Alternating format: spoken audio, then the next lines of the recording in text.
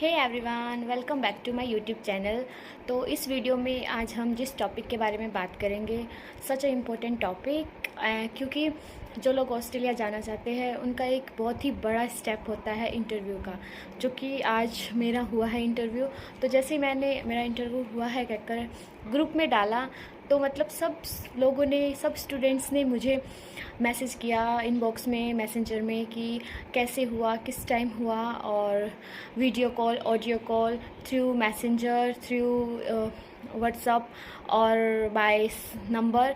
तो उन इतने सारे लोगों का आंसर एकदम इनबॉक्स में करना मेरे लिए इम्पॉसिबल था, क्योंकि जो मेरा इंटरव्यू है वो 45 मिनट के लगभग इतना लंबा चला था। तो एक एक क्वेश्चन एक एक स्टूडेंट को बताना थोड़ा मुश्किल था। तो मैंने सोचा कि मैं क्यों ना एक छोटा सा वीडियो बनाऊं जिसमें मैं सारे के सारे क्वेश्चंस कवर करूं, जिससे आपकी हेल्प हो। क्योंकि मेरे इंटरव्यू होने से पहले मैंने भी बहुत सारे यूट्यूब चैनल्स में, मतलब उनके थ्रू जितने भी इंटरव्यू थे उनके थ्रू गई हूँ, तो जिससे मेरे को बहुत हेल्प मिली है। तो आई होप आपको भी मिले, जबकि अभी तक मेरा रिज़ल्ट नहीं आया है। नहीं पता पॉजिटिव आएगा नेगेटिव आएगा, बट मैं अपना एक्सपीरियंस आपके साथ शेयर करना चाहती हूँ। तो मेरा इंटरव्यू सुबह 11:20 के अप्रोक्स मुझे मेल आया जीमेल में कि आपका इंटरव्यू होएगा जूम पे 5 मिनट में, तो आप प्लीज़ रेडी रहिए, बी रेडी। तो मैंने जो इनविटेशन मेरे को सेंड किया था, मैंने उसे ज्वाइन किया। ज्वाइन करते ही सामने एक मैम बैठे थे विद चश्मा लगा के, और उन्होंने कहा शैल वी स्टार्ट। तो मैंने कहा ओके। उसके बाद स्टार्ट हुआ। स्टार्ट होते ही उन्होंने पहले मेरे से पूछा what is your full name. तो मैंने अपना फुल नेम बताया, प्लस मैंने उसमें अपना एड्रेस डाला और मैंने अपना पासपोर्ट नंबर बता दिया। उसके बाद उन्होंने मेरे से मेरा डेट ऑफ बर्थ पूछा। देन उन्होंने मेरे से कहा कि एकेडमिक बैकग्राउंड के बारे में बताओ। तो मैंने अपना एकेडमिक बैकग्राउंड उन्हें बताया।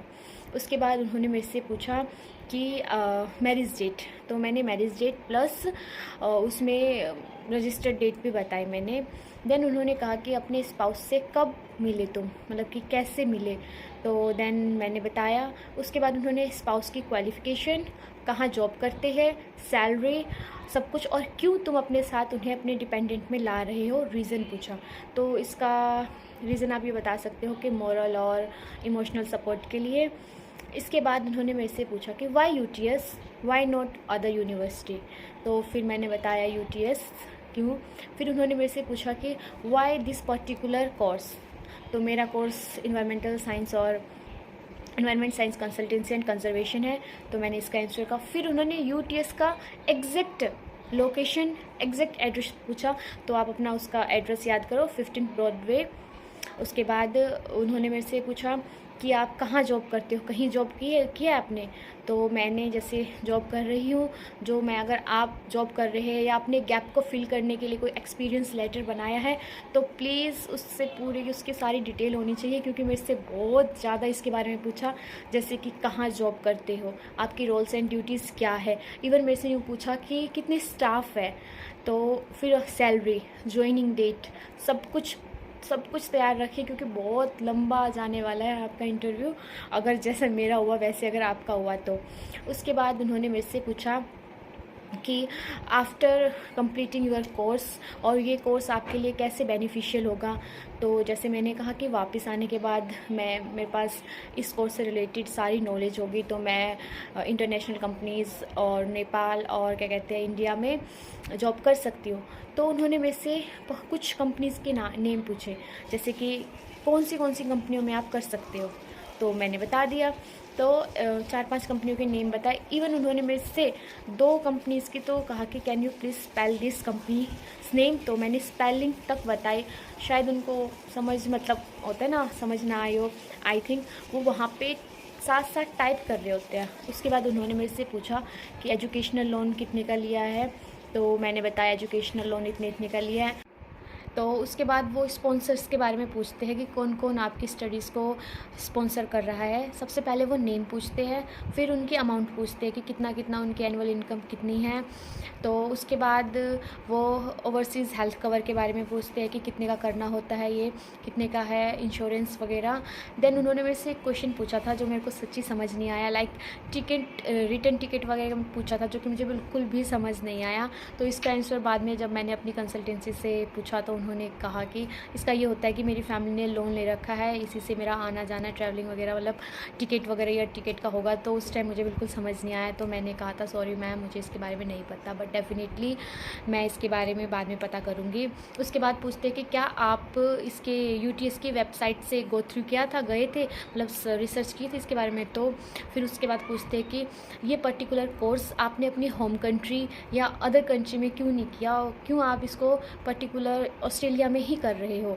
तो इसका जवाब भी देना पड़ता है कि आप ये कह सकते हो कि हमारी होम कंट्री में ज़्यादातर थियोरेटिकल बेस्ड स्टडीज़ होती है, प्रैक्टिकल पे इतना ध्यान नहीं दिया जाता, और जो टीचिंग मेथड्स है वो ऑस्ट्रेलिया में अच्छी टाइप की है, स्कॉलरशिप अच्छी मिलती है, और साथ साथ आप अदर कंट्रीज़ के साथ कंपेयर कर सकते हैं, जैसे UK के साथ, USA के साथ, कनाडा के साथ।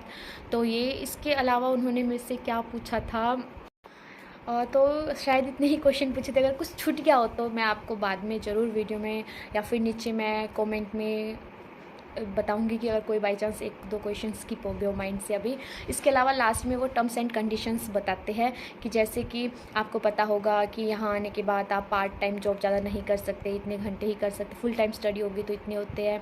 उसके बाद आप 6 मंथ के अंदर अपना कोर्स वगैरह चेंज नहीं कर सकते, और आपको जैसे आने के, आप सबको पता होगा वो टर्म्स एंड कंडीशंस सब 500 के अकॉर्डिंग आप सब ने पढ़े ही होंगे। तो इसके बारे में बताते हैं कि आपको पता है कि नहीं, ओनली येस और नो में जवाब देना होता है।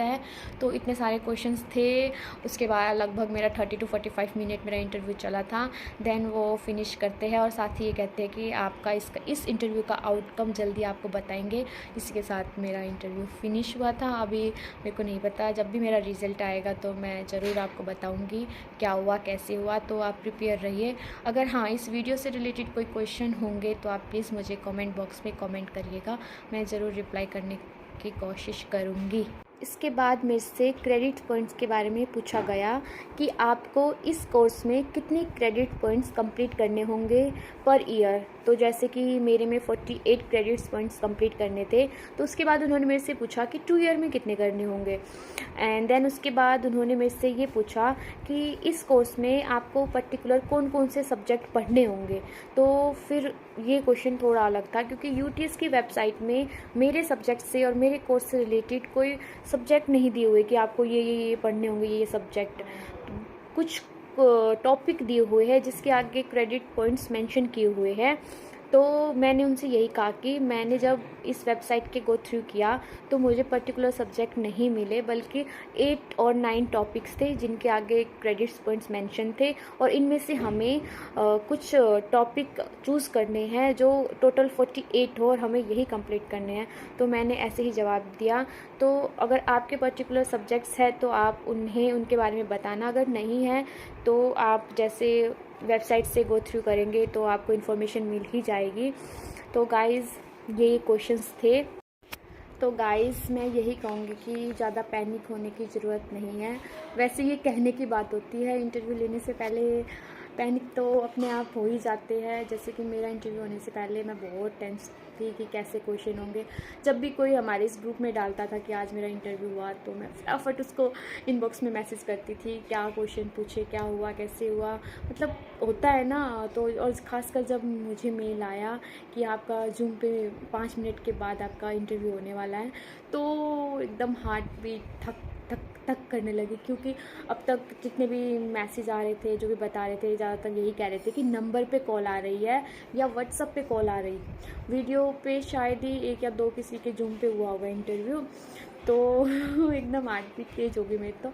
बट इंटरव्यू जो लेने वाले होते हैं वो आपको कंफर्ट फील करवाते हैं। ऐसा नहीं है कि आपका धीरे धीरे 1-2 क्वेश्चन में थोड़ा सा होता है, बट आप धीरे धीरे एकदम आपकी जो हेजिटेशन है वो दूर हो जाती है। तो गाइस बेस्ट ऑफ लक, ज़्यादा टेंशन लेने की ज़रूरत नहीं है। बस इन्फॉर्मेशन कलेक्ट कीजिए, मतलब आप अपने जिस यूनिवर्सिटी में आपने अप्लाई किया है उसके बारे में, उस सब्जेक्ट के बारे में, उस कोर्स के बारे में, कितने क्रेडिट पॉइंट्स है, फ़ीस पूछते हैं, विद स्कॉलरशिप मिली है कि नहीं मिली ये पूछते हैं आपसे। तो ये सारी डिटेल्स है तो पता। तो गाइस प्लीज़ सब रेडी रहिए, काम रहिए, कॉन्फिडेंस ज़रूरी है। तो गाइस मेरा रिज़ल्ट आएगा जब इसका, तो मैं आपको ज़रूर बताऊंगी। टिल देन बाय, मिलते हैं नेक्स्ट वीडियो में। अगर आप सबको GS का सैंपल चाहिए तो प्लीज़ गाइस मेरे को कमेंट कीजिए, मैं GS का सैंपल ज़रूर अपलोड करूँगी। Okay bye bye.